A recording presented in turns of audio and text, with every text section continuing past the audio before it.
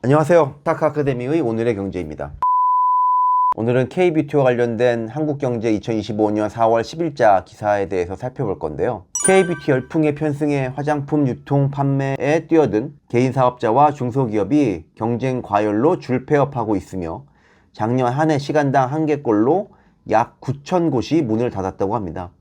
10일 식품의약품안전처에 따르면 지난해 화장품 책임 판매업체, 완성된 화장품을 유통하고 판매하는 회사를 말하는데요. 이의 폐업은 8,831건으로 2020년에 882건 대비 약 10배로 늘었고요. 같은 기간 폐업률은 5.6%에서 28%로 치솟았다고 말합니다. 이것은 연구개발을 통한 혁신이나 아니면 새로운 기술의 적용보다는 유행을 쫓아서 시장에 무분별하게 진입한 결과이고, 소규모 자본과 아이디어만 있으면 화장품 제조업자 개발 생산 업체 ODM이라고 부르는데요.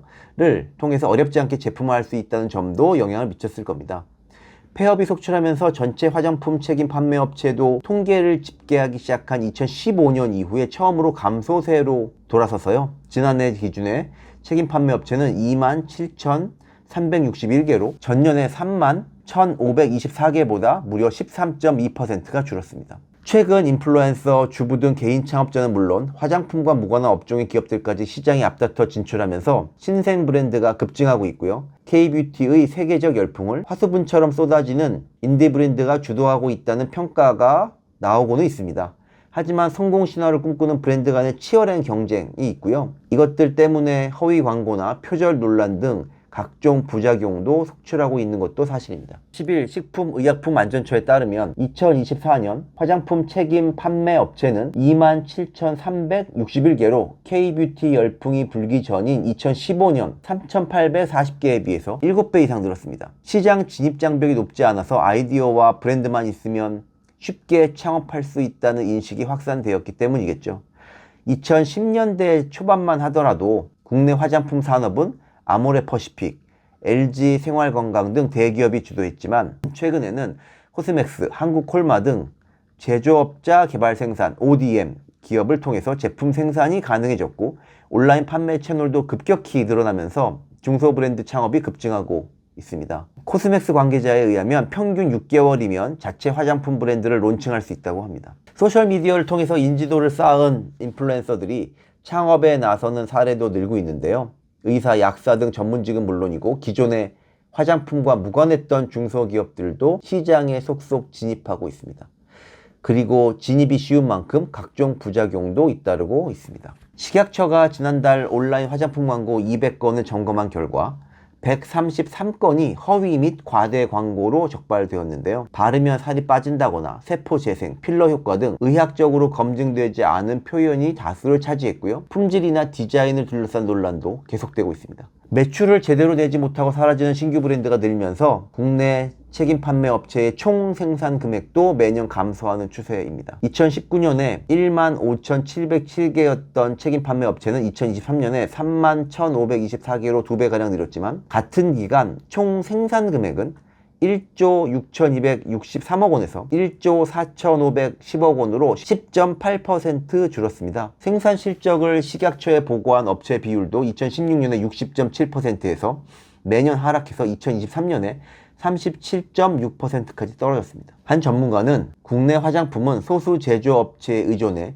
내용물은 비슷하면서 포장과 마케팅만 다른 제품이 쏟아지고 있다며 지속가능한 성장을 위해선 기술력과 R&D 중심의 전환이 필요하다고 지적했습니다. 또한 다른 전문가는 책임 판매업체 간 치열한 경쟁은 화장품 제조업의 성장과 소비자 선택권 확대라는 측면에서는 매우 긍정적이라면서도 독창적인 컨셉이나 차별화된 기능이 없는 제품은 결국 소비자에게 외면을 받고 유통기한이 지나 전량 폐기되는 손실로 이어질 수 있다고 우려했습니다. 개별 기업의 생존이라는 관점에서는 이러한 지적이 타당한데요. 제 생각에는 더 중요한 것이 있습니다. K뷰티 산업 전체를 살려야 된다는 점인데요. 우선 화장품과 관련된 유통 부분에서의 힘을 더 키워야 합니다. 마케팅을 잘하는 것만으로는 지속적인 수익을 만들어낼 수가 없습니다. 따라서 화장품과 관련된 글로벌 유통 부분에서 경쟁력을 확보해야 되는데요. 물론 이 부분은 기존의 화장품 대기업들이 잘하고 있습니다. 하지만 최근에 K-뷰티가 선전하고 있는 이유가 중소기업의 성공 때문이기 때문에 대기업과 중소기업의 상생 전략이 절실하게 필요한 시점입니다. 기획과 디자인 그리고 SNS 마케팅 등은 중소기업이 맡고요. 나머지 유통은 대기업이 맡는 산업적 전략에 대해서도 고민해 볼 필요가 있고요. 최근 미국의 제약업체들이 내부 연구개발팀을 해체하고 외부의 제약 스타트업에 투자하는 금융회사로 바뀌고 있다는 사실은 많은 점을 시사하고 있습니다. 아무리 훌륭한 연구팀이라고 하더라도 시장에서 성공하는 약을 지속적으로, 연속적으로 계속해서 만들 수는 없다는 사실을 깨달았기 때문인데요. 따라서 벤처 캐피탈리스트처럼 시장에서 가능성 있는 회사를 발굴하고 이른 시점부터 투자를 해서 다양성이 높은 제약 스타트업 포트폴리오를 만들고 이 중에서 성공하는 소수로 수익성을 확보하고 있는 것입니다. 이처럼 K-뷰티 산업도 금융적으로 고도화될 필요가 있다고 생각합니다. 우리나라의 화장품 생산과 제조 분야는 이미 세계적인 수준입니다. 아마 최고의 수준일 겁니다.